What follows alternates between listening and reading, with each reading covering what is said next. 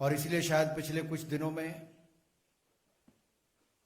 Court की judgement आने के बाद भी समाजवादी पार्टी के नेता चुप हैं। ये चुप्पी एक बार फिर आतंकियों के संरक्षण की ओर उंगली उठाती है, समाजवादी पार्टी की ओर। 2008 के सीरियल ब्लास्ट में 56 लोगों की मृत्यु हुई, सैकड़ों घायल हुए। न्यायालय की हाल ही में आई जजमेंट का हम स्वागत करते हैं, भारतीय जनता पार्टी स्वागत करती है, जिसमें 49 लोगों के खिलाफ सजा सुनाई गई। 38 आतंकियों को फांसी की सजा, 11 को ताउम्र जेल में रहने के लिए सजा सुनाई गई। ये तब हो पाया जब गुजरात के मुख्यमंत्री नरेंद्र मोदी जी थे। ब्लास्ट होने के बाद सारी एजेंसीज का ये कहना था कि मुख्यमंत्री, उस समय के मुख्यमंत्री नरेंद्र मोदी जी घटनास्थल पर ना जाएं, लेकिन मोदी जी घटनास्थल पर भी गए, पुलिस कमिश्नर के दफ्तर भी गए, घायलों को देखने अस्पताल भी गए और यहीं पर रुके ही नहीं, आतंकवाद की कमर तोड़ने के लिए मोदी जी की मुहिम लगातार चलती रही। एसआईटी का गठन हुआ, मात्र 19 दिनों के अंदर आतंकवादियों के खिलाफ कार्रवाई की गई, पकड़ा गया, केस सॉल्व हुआ और उसके लिए जो कुछ भी करना था, सबूत पहुंचाने तक, आतंकवादियों को पकड़ने तक, मोदी जी की सरकार ने उस समय भी काम किया।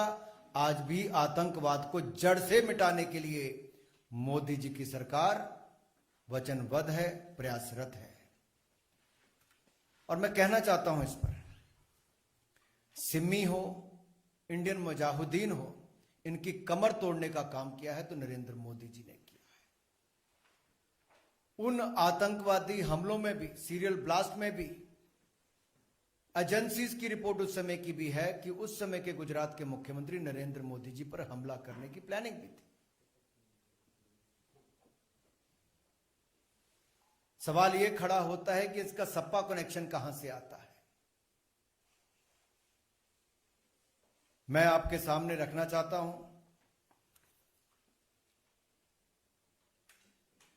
कि अहमदाबादी हमले के तार समाजवादी पार्टी से जुड़े हैं और जिन 49 लोगों के खिलाफ ये बात आई है, उनमें से जो एक मास्टरमाइंड की मैं अगर बात करूं, ऐसे हैं मोहम्मद सैफ, पुत्र शाबाद अहमद, मिस्टर समाजवादी पार्टी नेता। ये मिस्टर समाजवादी पार्टी नेता कौन है? अखिलेश जी की बोलती इन पर बंद क्यों है? ये जो चित्र मैं आपके सामने मिस्टर समाजवादी पार्टी नेता के रख रहा हूं, ये उस समय के समाजवादी पार्टी के मुख्यमंत्री, यानी कि उत्तर प्रदेश के मुख्यमंत्री अखिलेश यादव जी, पीछे आप देख सकते हैं उत्तर प्रदेश सरकार का चिन्ह नजर आ रहा होगा। क्या इस मिस्टर समाजवादी पार्टी नेता को उस समय के मुख्यमंत्री अखिलेश यादव जी ने बिरयानी खाने के लिए बुलाया था? जिनका बेटा मास्टरमाइंड और धमाकों में शामिल होने का नाम आया है। क्या इस पर अखिलेश यादव जी चुप्पी तोड़ेंगे? आजमगढ़ को आतंकवादियों का गढ़ बनाने का काम जिन लोगों ने किया है, क्या उस पर समाजवादी पार्टी अपनी चुप्पी तोड़ेगी?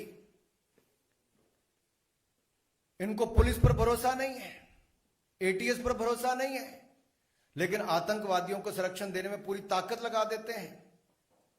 मैं तो कहूंगा, आतंकियों से करे प्यार, जिन्ना के कसीदे गाए हजार, यूपी पुलिस पर करे वार, समाजवादी हैं तुष्टीकरण के यार। ये तुष्टीकरण की राजनीति के कारण ही गुंडे, माफिया, आतंकियों को बल मिलता रहा समाजवादी पार्टी की सरकार में। पिछले 5 वर्षों में कमर तोड़ने का काम उत्तर प्रदेश में योगी जी ने किया है, अपराधियों की, गुंडों की, माफियों की। आपने भाषा देखी होगी अखिलेश जी की, ए पुलिस वालों, ए पुलिस वालों, कैसे बोला क्या?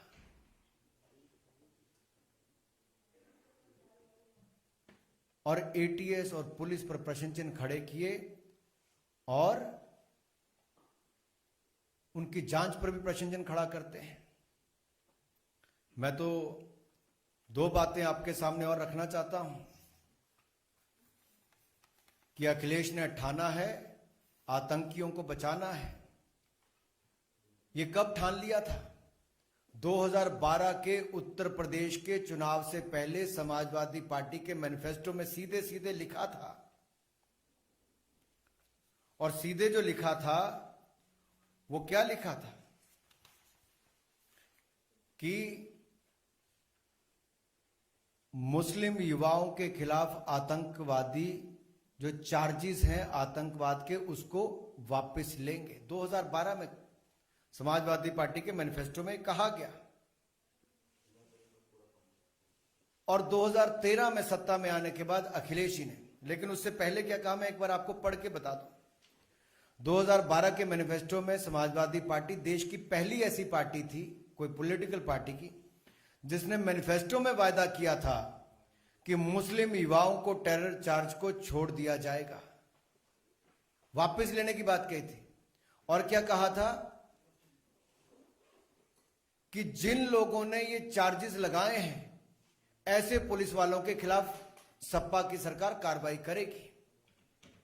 यानी कि पुलिस वालों के खिलाफ कार्रवाई और आतंकवाद को बढ़ावा देने को छुट्टी देने की बात अखिलेश जी उस समय करते थे। और जैसे सत्ता में आए 2013 में चार्जेस ड्रॉप कर दिए, कोर्ट चले गए, जांच नहीं की अखिलेश जी की सरकार ने, सीधा कोर्ट में जाके चार्जेस ड्रॉप करने की बात कही। कोर्ट ने उसका संज्ञान लिया, कोर्ट ने संज्ञान लिया और क्या कहा कोर्ट ने कि आज आतंकियों को छोड़ दोगे तो क्या कल उनको पद्म भूषण दोगे? और मैं उनका, आपका जो जज साहब ने कहा, मैं आपको उसको पढ़ के सुना देता हूं। जो बेंच था जस्टिस आर के अग्रवाल जी का और जस्टिस RSR मौर्य जी का, I like to quote, I quote, today you are withdrawing cases against them, tomorrow will you give them Padma Bhushan, I unquote. ये उस समय के डबल बेंच ने कहा, जजेस ने कहा। ये अपने आप में अखिलेश यादव जी पर, समाजवादी पार्टी पर बड़ा प्रश्न चिन्ह खड़ा करता है। ये कौन लोग हैं जिन्होंने लखनऊ में, बनारस में, अयोध्या में, रामपुर में बम धमाके किए? उनके खिलाफ मुस्लिम युवकों के आतंकी जो चार्जेस हैं उनको वापस लेने की बात उस समय अखिलेश यादव जी ने कही और करने का काम भी किया। ये तो भला हो कोर्ट ने उसका संज्ञान लिया। ये यात्रा यही नहीं रुकती। मैं एक और, आज जब चुनाव आए तो अखिलेश जी कहते हैं हम अयोध्या में जमीन लेकर देंगे, बनारस में जमीन लेकर देंगे, 5 घर खरीद के देंगे। मुंह में राम बगल में आतंकी, ये अखिलेश यादव जी की सोच है। तुष्टिकरण की राजनीति का एक और उदाहरण आपके सामने देखने को मिलता है। और ये तो जवानों की शहादत पर सवाल उठाते हैं, एटीएस और पुलिस पर सवाल उठाते हैं, और आतंकियों को घर पर बिरयानी खाने बुलाते हैं, उनके समर्थकों को बुलाते हैं। मैंने फोटो भी आपको दिखाई, क्या हाल है। इसलिए तो मोदी जी कहते हैं लाल टोपी मतलब रेड अलर्ट। ये लाल टोपी रेड अलर्ट है, और इससे बड़ा अलर्ट उत्तर प्रदेश के लिए और क्या होगा। चुनाव के समय उत्तर प्रदेश की जनता को यह तय करना होगा और ये निर्णय भी करना है कि ये समाजवादी नहीं, समाज विरोधी है।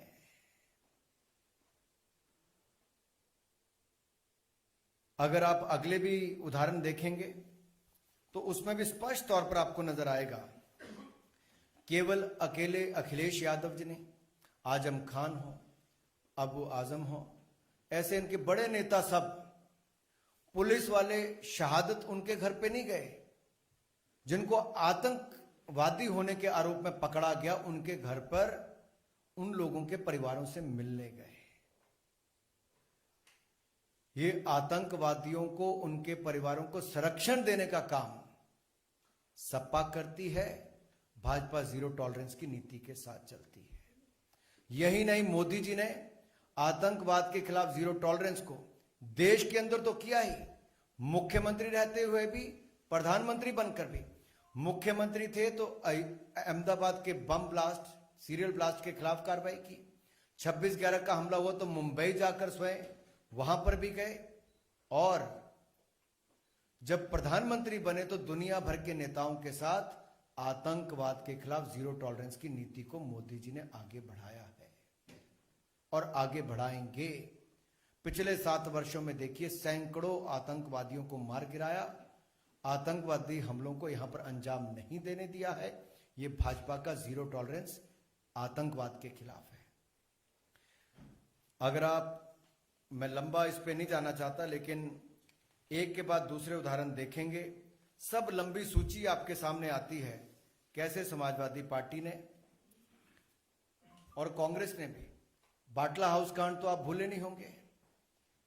मोहनचंद शर्मा जी, इंस्पेक्टर मोहनचंद शर्मा जी की शहादत पर सपा और कांग्रेस ने प्रश्न चिन्ह खड़ा किया था और कांग्रेस के दिग्गज नेताओं ने कहा था कि सोनिया जी उन गुनहगारों के घरों पर जाकर फूट फूट कर रोई थी, लेकिन सोनिया जी, राहुल गांधी जी के पास शहीद मोहनचंद शर्मा जी के घर जाने का समय नहीं था।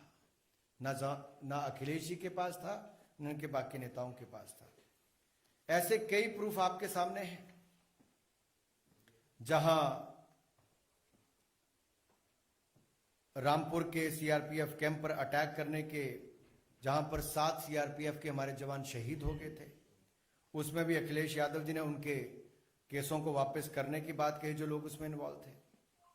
इसी तरह से ही समाजवादी पार्टी के ऊपर आरोप और कई ऐसे लेख लिखे गए कि सिमी के ऊपर बैन नहीं लगाने के लिए समाजवादी पार्टी ने कहा। अलकायदा के जो ऑपरेटिव लखनऊ में पकड़े गए तो इन्होंने सवाल खड़े कर दिए पुलिस की जांच पर और एटीएस पर। यह अपने आप में दिखाते हैं इनका आतंकी प्रेम। राम नरेश यादव जी हो और बाकी जो नेता हो, उन्होंने तो समय समय पर, मैं बाकियों के नाम लूं, ये सब लोगों ने बार बार कहीं ना कहीं आतंकवादियों को संरक्षण देने की बात कही है। दूसरी ओर भाजपा ने जीरो टॉलरेंस की बात कही। इतना ही कहते हुए मैं अपनी बात को समाप्त करना चाहूंगा, लेकिन एक बात जरूर कहूंगा, ये जो मिस्टर समाजवादी पार्टी है, इनके परिवार का अहमदाबाद सीरियल ब्लास्ट के साथ सीधा कनेक्शन है और सीधा कनेक्शन समाजवादी पार्टी के नेताओं के साथ भी है।